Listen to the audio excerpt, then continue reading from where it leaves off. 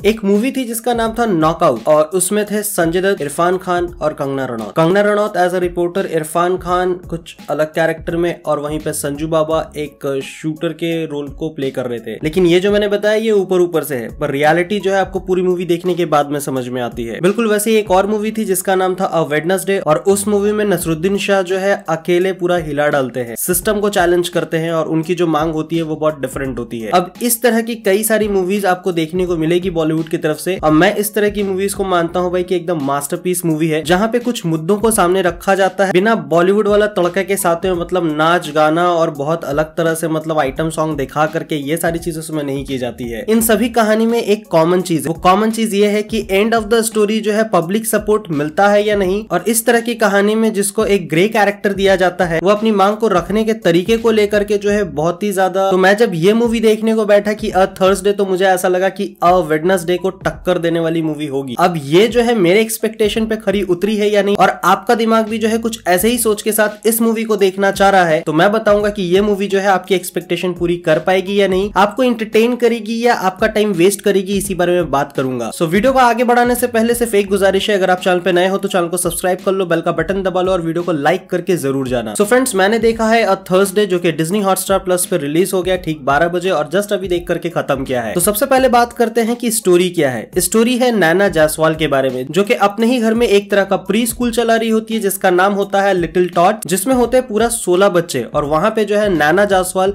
इन सभी बच्चों का टेक केयर कर रही होती है। लेकिन अचानक से ऐसा क्या हो जाता है कि उन 16 बच्चों को जो है वो हॉस्टेज बना लेती है और सीधी अपनी मांग जो है सिस्टम से एक के बाद एक करने लग जाती है। ऐसी कौन सी चीज है जिसके वजह से ये सारी चीज वो करने पे मजबूर हो गई है। और ये मूवी देखते समय में मेरे दिमाग में एक ही चीज आ रहा था कि क्या एंड तक इसको पब्लिक सपोर्ट मिलेगा, क्या ये जो मांग रख रही है उन सभी मांग के पीछे में कोई तगड़ा सा रीजन होगा। बस स्टोरी यही रहती है और आपको यही चीज जानने के लिए पूरा एंड तक आपको मूवी देखना पड़ेगा। तो चलो सबसे पहले बात करते हैं कि इस कैटेगरी में जब कोई मूवी बनती है और उसकी जो स्टोरी लाइन हमारे सामने जिस तरह से पेश किया जाता है उसके अनुसार क्या ये स्टोरी आपका अटेंशन ग्रैब कर पाएगी, क्या आप स्क्रीन में टिके रहोगे। सो ऑनेस्टली अगर बताऊं तो मैं उतना ज्यादा नहीं टिका रह पाया। हो सकता है कि मैं रेगुलर कंटेंट देखता हूं और मेरी गेस करने की पावर शायद कुछ ज्यादा बढ़ चुकी है। सो मेरे लिए ये चीज अलग है, but as a normal audience आपके लिए जो है ये अटेंशन ग्रैब करेगी। स्क्रीन प्ले की बात की जाए तो इस तरह की स्टोरी में जिस तरह से दिखाया जाता है उसमें थोड़ा अपग्रेड किया गया है टेक्नोलॉजी का, सोशल मीडिया का और कुछ कट्स का। आजकल जमाना ऐसा लगता है कट्स का है, एक सही कट सही टाइम पे करना देखने वाले का एक्सपीरियंस जो है वो अप कर देता है। अब बात करते हैं एक्टिंग की, तो सबसे पहले बात आती है यामी गौतम की। यामी गौतम एज ए नैना और उसके रोल को प्ले करने के लिए जो जस्टिस है वो काफी हद तक कर पाई है। वहीं पे बात अगर अतुल कुलकर्णी की करे तो भाई उनसे एक्सपेक्टेशन बहुत ज्यादा था, लेकिन इनको बहुत कम रखा गया है, बहुत कम इस्तेमाल किया गया है, वरना कुछ और भी हो सकता था। लेकिन प्रॉब्लम कहीं ना कहीं स्टोरी लाइन में भी थी जिसके वजह से वो ज्यादा कुछ नहीं कर पाए। नेहा धूपिया के बारे में बात करने से पहले एक चीज जरूर कहूंगा, जब यामी गौतम ने कहा ए फॉर आकाश और उसके बाद जो हुआ,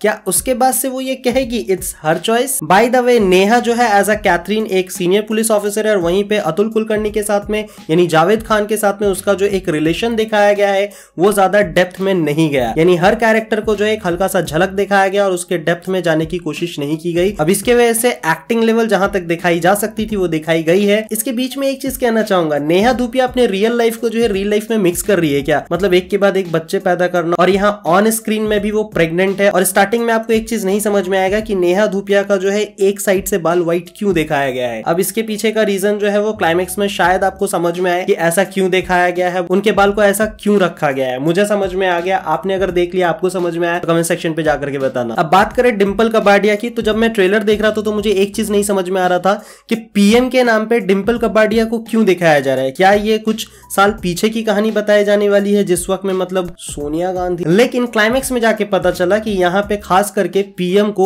एक लेडी क्यों दिखाया गया है। अब उस चीज का भी पता जाके क्लाइमेक्स में चलने वाला है। अब इसके बाद अगर अदर स्टार कास्ट की बात की जाए तो भाई क्राइम पेट्रोल के बहुत सारे झलक आपको यहाँ पे देखने को मिलेंगे। सोनी एंटरटेनमेंट जितने भी आर्टिस्ट आपने देखे हैं उनमें से कई सारे आर्टिस्ट आपको यहाँ पे दिखेंगे, जैसे कि सजन रे झूठ मत बोलो के बंगाली दादा जो है यहाँ पे पुलिस ऑफिसर बन के पहली एंट्री मारते हैं और उसको देख करके मैं शॉक्ड हो जाता हूँ कि ये बंदा कितना टैलेंटेड है जिसको हमने काफी ज्यादा अंडर एस्टिमेट किया था। तो ये तो हो गई परफॉर्मेंस की बात। अब बात करते हैं क्लाइमेक्स की, क्लाइमेक्स जो है क्या कहानी को जस्टिस दिला पाई है? क्या इस कहानी में एंड ऑफ द टाइम जा करके उस कैरेक्टर को पब्लिक सपोर्ट मिलेगा, जैसे अ वेडनेसडे में नसरुद्दीन शाह को मिला था, जैसे नॉकआउट में इरफान खान को मिला था, या फिर इस तरह की मूवीज में जितने भी कैरेक्टर को मिलता है पब्लिक सपोर्ट, क्या वो सपोर्ट यहाँ पे नैना को मिलेगा? जहां तक मुझसे सवाल की जाए तो ये टॉपिक उतना ज्यादा हॉट टॉपिक नहीं है, लेकिन हमारी देश की बहुत बड़ी प्रॉब्लम है और इस चीज को रखने का जो तरीका दिखाया गया है वो हमेशा के जैसे गलत तो हो सकता है, लेकिन जो एक डायलॉग मारती है ना यामी गौतम कि हमारी देश की प्रॉब्लम है कि जानबूझ करके लोग बहरे बने रहते हैं, जब तक कान में जाकर जोर से चीखो ना तब तक गर्दन मुड़ती नहीं है। इस दो लाइन के पीछे में जिस तरह से इंडियन मेंटेलिटी को भाई डिस्क्राइब किया गया है वो आउटस्टैंडिंग था